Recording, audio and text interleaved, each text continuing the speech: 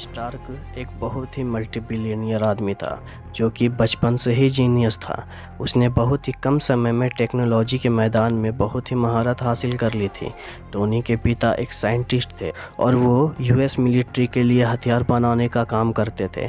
Tony जब 21 साल का हुआ तब उसके माता पिता का एक कार एक्सीडेंट में मौत हो चुकी। उसके बाद टोनी के पिता के दोस्त ओबेडाया स्टेन ने मिलकर उस कंपनी को आगे बढ़ाया। टोनी अपने कंपनी का मालिक था और ओबेडाया स्टेन उस कंपनी का मैनेजर। टोनी ने बेहतर से बेहतर हथियार बनाकर अपने कंपनी को बुलंदी तक पहुंचा दिया, मगर टोनी एक बहुत ही गैर जिम्मेदार आदमी था, जिसके कारण ओबेडाया स्टेन उससे खूब चिढ़ता था। इस कहानी की शुरुआत में देखते हैं कि टोनी अफ़गानिस्तान में अपने हथियार का सैंपल दिखाने के लिए आया है और यहाँ उस मिसाइल को टेस्ट करते हैं जिसका नाम जेरिको मिसाइल होता है। और ये मिसाइल इतना ख़तरनाक होता है कि यूएस मिलिट्री देखकर इसे दंग रह जाते हैं। फिर टोनी वापस मिलिट्री वैन में बैठकर जा ही रहा होता है कि अचानक से उस पर हमला हो जाता है।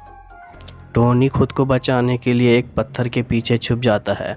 अगले ही पल एक मिसाइल उसके पास आ गिरती है और ये मिसाइल उसी कंपनी की होती है और फिर अचानक से वो मिसाइल फट जाता है और टोनी घायल हो जाता है।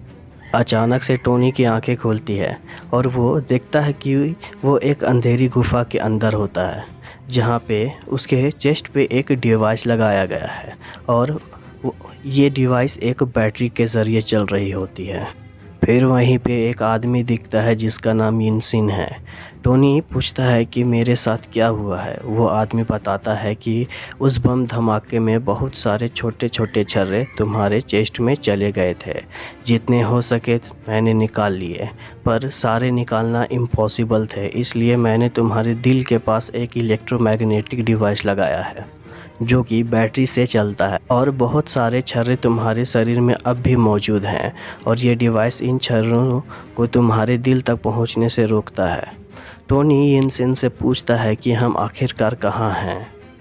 यिनसेन उसे बताता है कि कुछ आतंकवादी हमें यहाँ पकड़ कर रखे हैं और ये गुफा ऐसे भूल भुलैया के एरिया में आता है जहाँ पे यूएस आर्मी हमें ढूंढ ही नहीं सकती। और फिर अगले ही पल एक टेररिस्ट का हेड टोनी के पास आता है और कहता है कि जो तुमने जेरिको मिसाइल यूएस के लिए बनाए हैं वो हमारे लिए भी बनाओ, पर टोनी स्टार्क उसे मना कर देता है। फिर वो लोग उससे बाहर लेकर आते हैं और दिखाते हैं कि उनकी कंपनी जो हथियार बनाने का काम करती है वो हथियार इनके पास भी है। टोनी समझ जाता है कि हमारे कंपनी में कोई तो ऐसा शख्स है जो कि हमारे साथ गद्दारी कर रहा है। वो लोग टोनी से कहते हैं कि अगर ये हथियार तुमने बना दिया तो हम तुम्हें आज़ाद कर देंगे, पर टोनी जानता है कि वो उसे मार देंगे।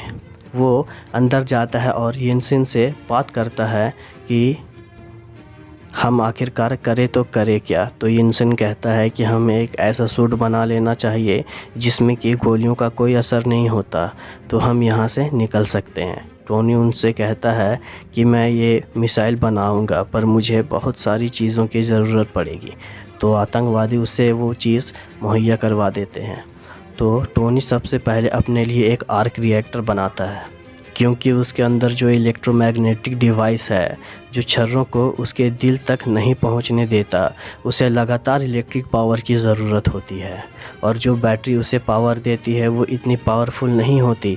इसलिए टोनी स्टार्क एक आर्क रिएक्टर बना लेता है जो कि अपने छाती पे लगे उस डिवाइस के अंदर लगा देता है और फिर वो दोनों सूट बनाना स्टार्ट कर देते हैं। हालांकि बाहर से इनके ऊपर सीसीटीवी कैमरे से नज़र रखी जाती है, पर किसी को कुछ समझ नहीं आता कि ये दोनों कर क्या रहे हैं। और फिर कुछ दिनों में वो सूट बनकर तैयार हो जाता है और टोनी उस सूट को पहनने लगता है और इतने बड़े सूट को पावर वही आर्क रिएक्टर देता है जो कि टोनी ने अपने आप को बचाने के लिए बनाया था। बाहर से निगरानी रखे लोग उसे वो सूट पहनते देख लेते हैं और कुछ आतंकवादी उस गुफा में जाने लगते हैं। सूट अभी चार्ज हो रहा होता है। फिर यिन सेन कहता है कि मैं उन्हें रोकता हूँ और एक गन लेकर उनके पास चला जाता है ताकि टोनी को कुछ वक्त मिल सके। अब टोनी स्टार्क का सूट पूरी तरीके से चार्ज हो गया होता है और टोनी तैयार रहता है। वो लोग टोनी को इस अवतार में देखकर अलबला जाते हैं। खैर, ये वीडियो आपको पसंद आ रही होगी तो सब्सक्राइब लाइक ज़रूर करें। फिर टोनी उन आतंकवादियों को पटक पटक के उठा के मारता है। वो सूट बहुत ही पावरफुल होता है, उसमें कई तरह के वेपन्स होते हैं, पर उसका दोस्त यानी कि यिन सेन जो ये सूट बनाने में टोनी को मदद करता है, उसे गोली लग जाती है। ये देखने के बाद टोनी बहुत ही खफा हो जाता है और अब वो गुफा से बाहर निकल टोनी वहाँ के सारे हथियारों को आग लगा देता है और एक बहुत ही बड़ा धमाका होता है। टोनी भी इस खतरे में पड़े इससे पहले अपने सूट की मदद से वो वहाँ से उड़ जाता है और वहाँ से आज़ाद हो जाता है, पर वो सूट इतना कैपेबल नहीं होता कि उसे घर तक पहुँचा सके, जिसके कारण वो रेगिस्तान में क्रैश कर जाता है। टोनी आगे बढ़ने लगता है और तभी उसका दोस्त जिसका नाम कर्नल जेम्स है वो उसे ढूंढ लेते हैं और उसे बचा लेते हैं। वापस आते ही टोनी एक प्रेस कॉन्फ्रेंस करवाता है जिसमें कि वो अनाउंसमेंट करता है कि स्टार्क इंडस्ट्री हथियार बनाना बंद कर लेगी, क्योंकि वो समझ चुका था कि कोई तो है जो कि यह हथियार बनाकर उन आतंकवादियों को सप्लाई कर रहा है और वो ऐसा हरगिज़ नहीं होने देगा। लेकिन इस बात से ओबेडाया स्टेन को बहुत ही बड़ा सदमा लगता है। वो शॉक सा हो जाता है और इस बात से ओबेडाया स्टेन उससे बिल्कुल भी एग्री नहीं करता। टोनी के इस फैसले से उसकी कंपनी के शेयर्स बहुत ही घाटे में चली जाती है। टोनी एक और आर्क रिएक्टर बनाता है जो कि पिछले वाले से बहुत पावरफुल होता है और वो अपने पिछले वाले को निकाल कर नए वाले आर्क रिएक्टर को अपने उस डिवाइस में फिट कर लेता है। साथ ही साथ वो एक और सूट के ऊपर काम कर रहा होता है जो कि पिछले वाले से कई ज़्यादा बेहतर फ्यूचरिस्टिक होता है। कई दिनों के बाद वो फाइनली अपना सूट बना ही लेता है, जिससे कि उसी का आर्क रिएक्टर उसे पावर देता है। फिर टोनी उसे ट्राई करता है।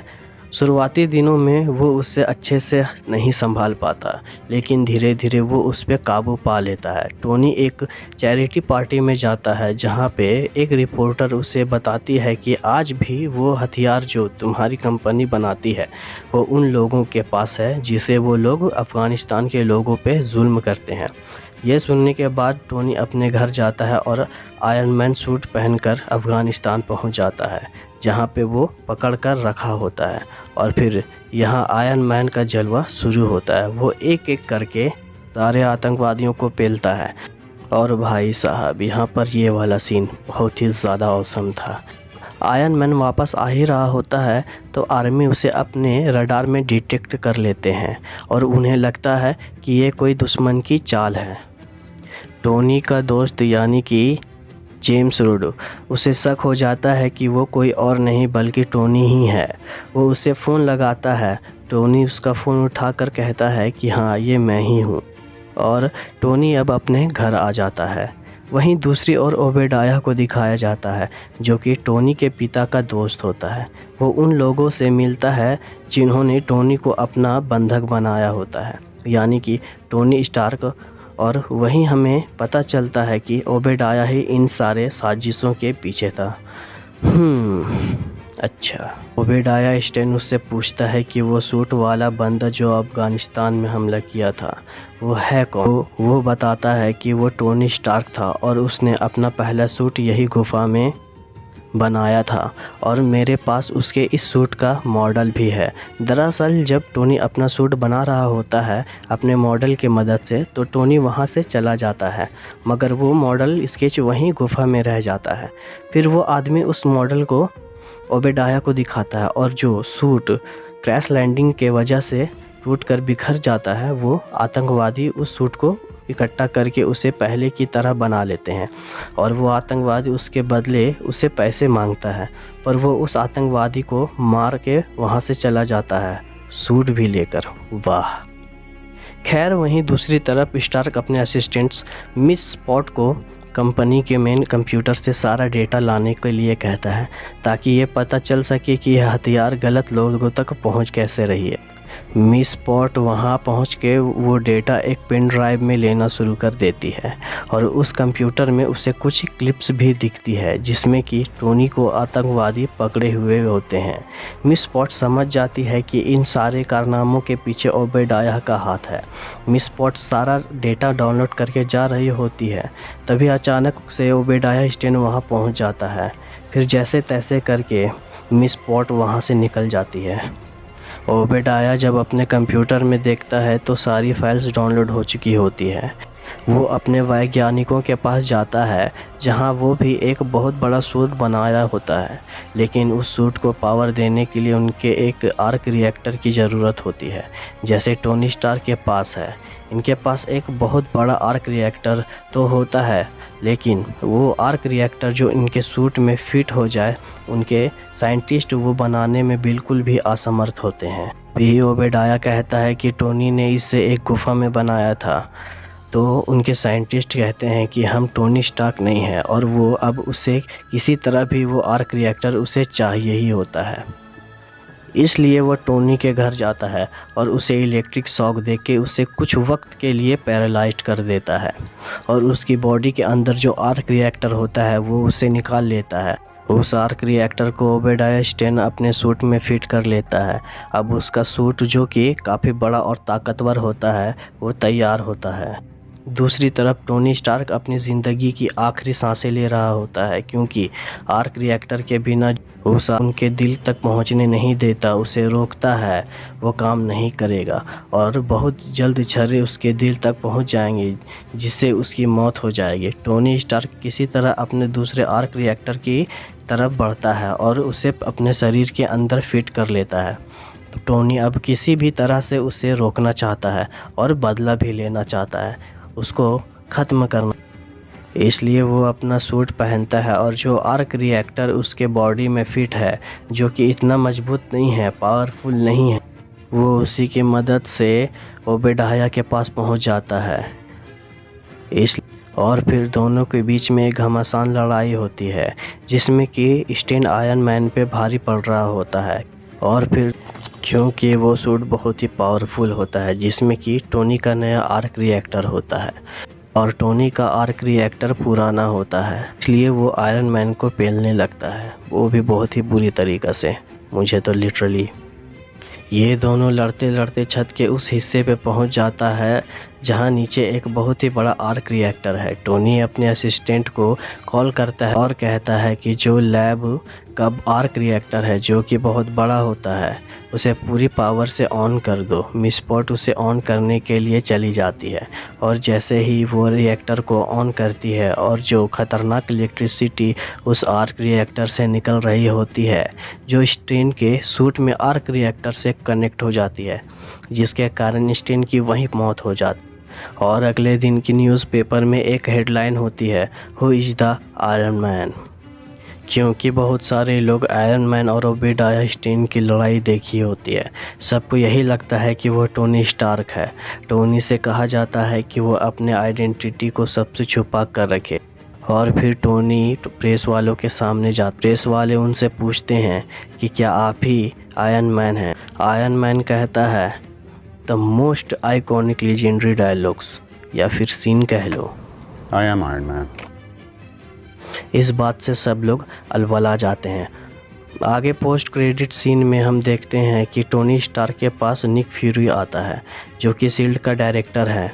वो बताते हैं कि इस दुनिया में तुम ही सुपर हीरो नहीं हो, और फ्यूरी कहता है कि मैं एक सुपर हीरो की टीम बना रहा हूँ जो कि दुनिया को और उस टीम का नाम देते हैं एवेंजर्स इनिशिएटिव।